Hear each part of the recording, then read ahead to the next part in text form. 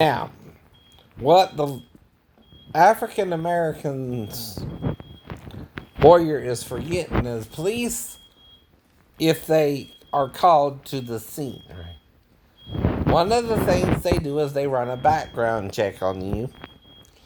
If they find out you're wanted or you have a warrant, and the guy had a sexual assault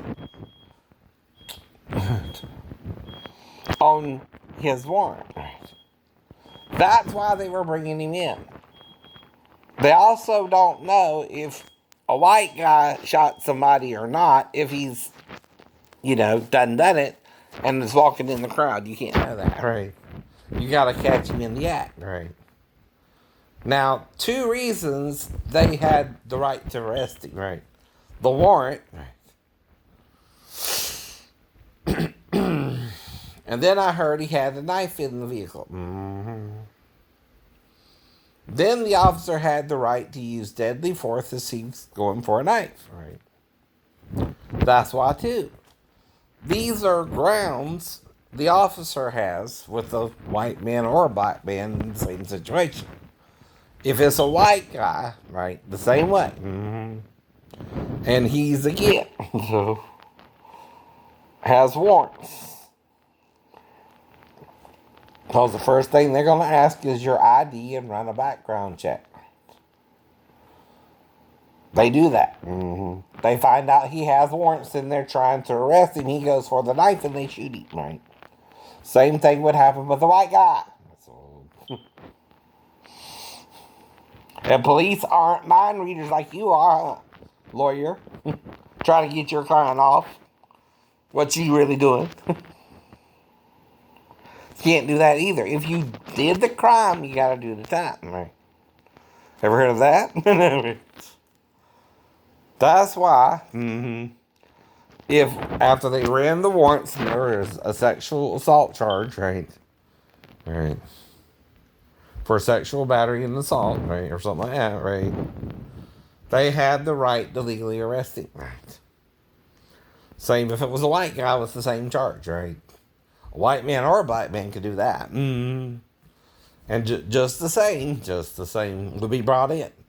Now you're being racist against the police doing their job, I know, because they were called to a domestic disturbance and ran a background check on the guy. Then they found he had warrants for sexual assault and battery or something, right? So again, they're going to do what? Arrest him. But he's also going to his car and they're telling him to stop, right? Right? They don't shoot him until he tries to go into the car, right? Which is standard procedure, right? Until you reach into the car and they don't know what you're reaching for, that's when they're allowed to shoot you ass. And they would shoot my ass too if I don't let them place me in police cuffs, right? They're only going to arrest you and arraign you and book you and put you in jail until arraignment, right? Which is in front of the judge for your sex charges, right? Mm-hmm. Okay. And that's what they do, Now, if you can post bail, you can get out sooner, right? Reason I know that is they're trying to accuse me of getting into accidents while I was in the Navy, even though I lent my car unwisely to guys in the Navy trying to get other people off my ass. Oh no.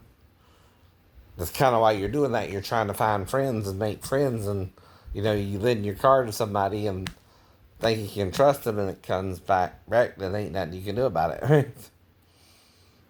Because he ain't got no damn money.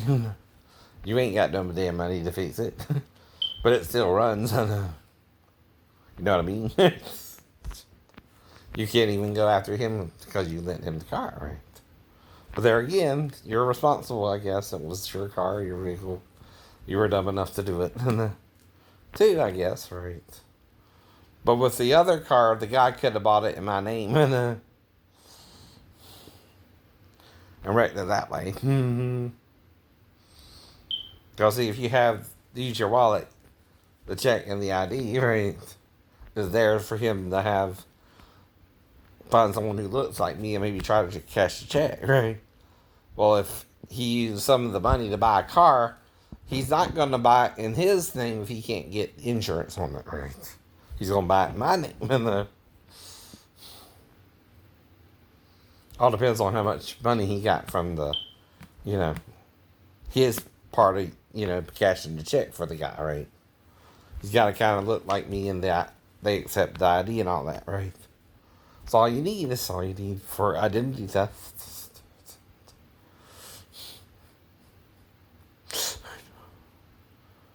And one of the guys, like I said, he pawned one of my speakers, which were, those boombox type speakers, right? So I don't know. I don't know.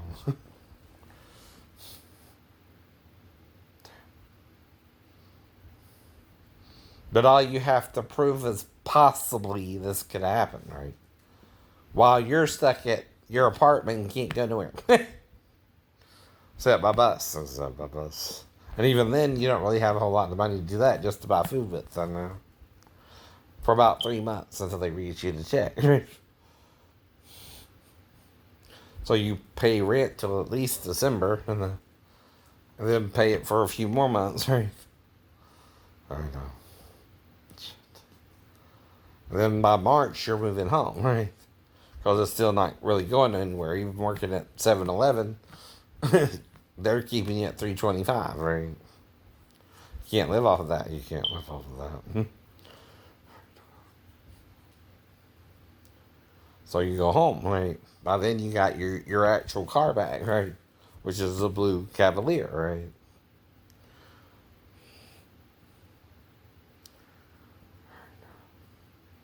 So with the 13,000, you get the car out. You put up rent till at least March, right? Again.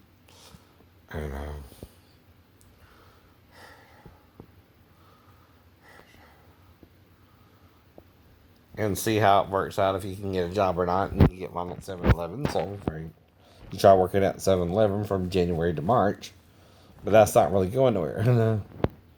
You're still having to live off of food, and the money's slowly dwindling, right? Mm-hmm. Wife Becky. No, I'm not. And, that allegation is completely false. I just want to move on with my life. Grogner says he was 20 years old when, as a Miami hotel pool attendant, he began an affair with Becky Farwell, and Jerry Farwell watched when his wife and Grogner were together. Jerry was, in the room laying there. There was 2 beds. He was laying on one bed, drunk and just, giggling. And I told him, hey, if at any point you feel, jealous or upset or anything, just let me know and I'll walk out. But see, David didn't deny his sin. I'm having to make up what might could have happened. I don't remember, right? But that's if she came in there and how you would invest yourself in the child, right? And all I'm saying is, like, it all depends on what she did and how she wake me up and where she's at in that room, living room. And like I said,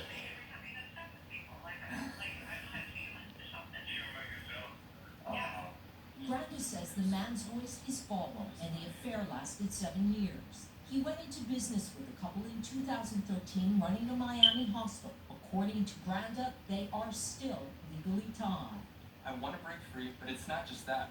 I think, enough is enough, and abuse of power needs to be addressed. I really think that there should be an independent investigation into Liberty University. I want to break free. I want to get out of this. I don't want to be affiliated with this family. The Farwells did not return our request for comment. Earlier this week, Farwell accused Granda of increasingly threatening behavior. Tonight, Granda insists he is the one telling the truth. Ann Thompson, NBC. So this is NBC Nightly News with Lester Holt. More questions over whether coronavirus survivors have some measure of immunity. Right.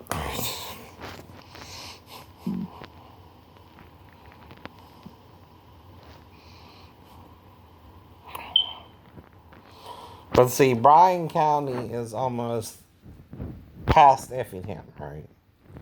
For it to have a bunch of people getting it, right? A couple hundred, over 100, right? That's weird. That's weird.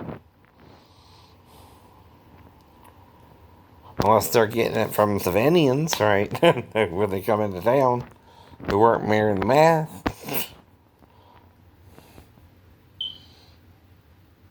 But other than that, if they're in Bryan County, they're going to shop in Bryan County, right? Someone would have to go who has it from, the source, which is California or New York, right? Go to Bryan County and affect a bunch of people. I know that. I don't understand that either. See, you're just causing the panic because you're telling ways it might spread, but you're not telling how it's getting to all these counties or stuff like that where it shouldn't be. I know either. Unless bats are transmitting it or something. I don't know. Biting your dogs or chickens or horses or cattle. Mm-hmm. Other than that, those are the main animals that get it, or the bird is shitting on your dog or something. I know. Somehow, or your dog got close enough to a bird. Somehow the bird got its saliva in the dog or something. I don't know. You're talking, okay, that is spreading, but not telling us how. Oh no. No, you're not. No, you're not. You're telling us vaguely it might be this, it might be that, but I know. All of a sudden, everybody's getting it too, but me. President Trump don't seem to have it either. And you had a couple of people around him. No. That's weird. That's weird too. That's why we think it's political. No.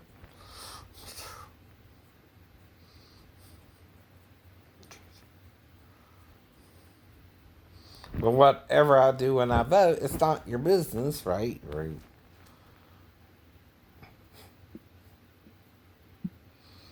But I gotta vote my conscience on who I think I'm helping there, right? If I voted for Hillary last time and she lost, I don't know if that's a good idea this time. I don't know. That's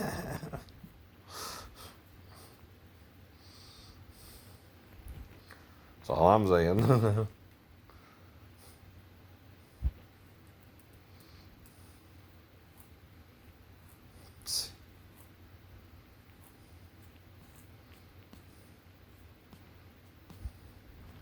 Okay.